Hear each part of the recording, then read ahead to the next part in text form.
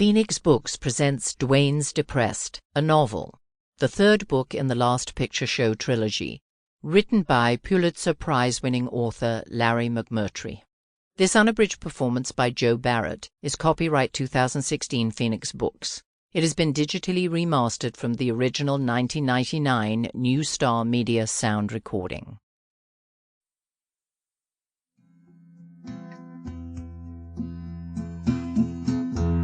Book 1, The Walker and His Family. Chapter 1. 2 years into his 60s, Duane Moore, a man who had driven pickups for as long as he'd been licensed to drive, parked his pickup in his own carport one day and began to walk wherever he went. The carport was a spacious affair, built to house 6 cars in the days when cars still had some size.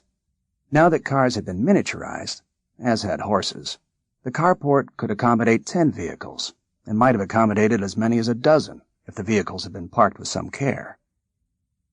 But care, defined as a capacity for attention to such things as order and propriety, was not something that most members of Duane's large family had proven to be capable of or interested in, not so far at least. In the Moore carport, cars tended to stack up behind one another, so that the person who had parked in front could rarely get his or her car out without a bitter quarrel, sometimes involving fisticuffs, with the person or persons whose car or cars were parked behind theirs.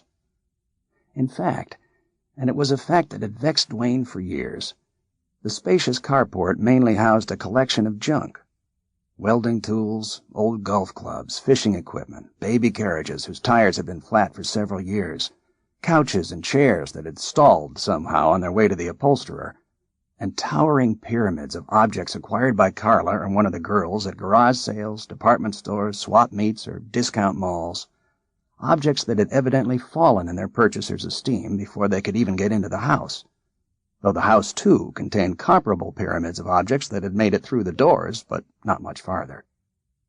Contemplation of his own misused carport was one of the reasons Duane parked his pickup one day and began to walk. But it was not the only reason, or necessarily the most important. He had spent almost 50 years of his life in the cab of a pickup, racing through the vast oil patch that extended over much of West Texas, hurrying from one oil-soaked lease to another.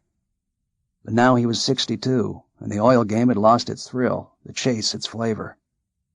He didn't want to be in the cab of a pickup anymore, because being in the cab of a pickup suddenly made him wonder what had happened to his life. It occurred to him one day, not in a flash, but through a process of Sample complete. Ready to continue?